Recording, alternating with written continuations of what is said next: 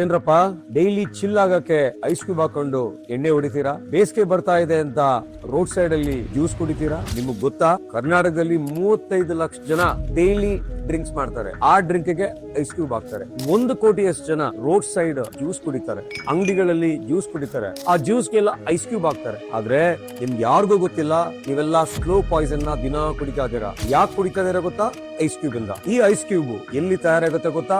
ಗಲೀಜ್ ಸ್ಲಮ್ಗಳಲ್ಲಿ, ಮೋರಿ ಪಕ್ಕ ಇರೋ ಫ್ಯಾಕ್ಟರಿಗಳಲ್ಲಿ, ಬೋರ್ವೆಲ್ ಕೆಟ್ಟ ನೀರಲ್ಲಿ ಐಸ್ ಕ್ಯೂಬ್ ತಯಾರಿ ಮಾಡ್ತಾರೆ. ಇನ್ ತಯಾರಿ ಮಾಡಿದ್ಮೇಲೆ ಟ್ರಾನ್ಸ್ಪೋರ್ಟೇಷನ್, ಹಳೆ ಲಾರಿ, ಹಳೆ ಮೆಟಡೋರು, ಗೋಣಿ ಚೀಲದಲ್ಲಿ ಕಟ್ಟಿ ಟ್ರಾನ್ಸ್ಪೋರ್ಟ್ ಮಾಡ್ತಾರೆ. ಆಮೇಲೆ ಅಂಗಡಿಗೆ ಹೋಗುತ್ತೆ, ಹೋಟ್ಲ್ಗೆ ಹೋಗುತ್ತೆ, ಪಬ್ಗೆ ಹೋಗುತ್ತೆ, ರೆಸ್ಟೋರೆಂಟ್ಸ್ ಹೋಗುತ್ತೆ. ಈ ಪ್ರೊಡಕ್ಷನ್ ಇಂದ ರೀಚ್ ಆಗೋವರೆಗೂ ಎಷ್ಟೋ ಬ್ಯಾಕ್ಟೀರಿಯಾ ಅದ್ರ ಮೇಲೆ ಕುಂತಿರುತ್ತೆ. ಆ ಬ್ಯಾಕ್ಟೀರಿಯಾ ಕೂತಿರೋ ಐಸ್ ಕ್ಯೂಬ್ ನೀವು ತಿಂದಾಗ ಚಿಲ್ ಆಗ್ತೀವಿ ಅಂತ ಹೋಗ್ತಾ ಇದೀರಲ್ಲ, ನೀವು ಟೈಮ್ ಬಾಂಬ್ ಕಟ್ಕೊಂಡಿದ್ದೀರಾ. ಜ್ಯೂಸ್ ಕುಡಿತಾ ಇದೀರಲ್ಲ, ನೀವು ಟೈಮ್ ಬಾಂಬ್ ಕೊಟ್ಬಿಟ್ಟಿದ್ದೀರಾ. ನಾನು ನೋಡ್ತಾ ಇದ್ದೀನಿ ಎಷ್ಟೋ ಜನ ಬೇದಿ, ವಾಂತಿ, typhoid, cholera, hepatitis, jaundice, ABC ಅಂತ ಬರ್ತಾ ಇದಾರೆ. ಯಾಕೆ ಬರ್ತಾ ಇರಪ್ಪ ಅಂತ ಹೇಳಿದ್ರೆ, ಒಂದು ಕಾರಣ ಈ ಕೆಟ್ಟ ಐಸ್ ಕ್ಯೂಬ್ ಹಾಕೊಂಡು ಚಿಲ್ ಮಾಡೋದ್ರಿಂದ. ಸ್ನೇಹಿತರೆ, ಈ ಕೆಟ್ಟ ಐಸ್ ಕ್ಯೂಬ್ ಇಂದ ನಿಮ್ಮ ದೇಹದಲ್ಲಿ ಸ್ಲೋ ಆಗಿ ವಿಷ ಬೆರಿತಾ ಇದೆ. ನಿಮ್ಮ ಗಟ್ ಬ್ಯಾಕ್ಟೀರಿಯಾ ಎಲ್ಲ ಸಾಯ್ತಾ ಇದೆ. ಒಳ್ಳೆ ಬ್ಯಾಕ್ಟೀರಿಯಾ ಹೋಗಿ ಕೆಟ್ಟ ಬ್ಯಾಕ್ಟೀರಿಯಾ ಬರ್ತಾ ಇದೆ.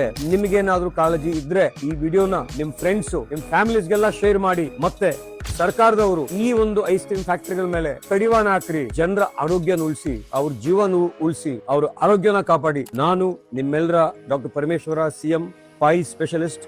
ನಮಸ್ಕಾರ. ಏನ್ರಪ್ಪ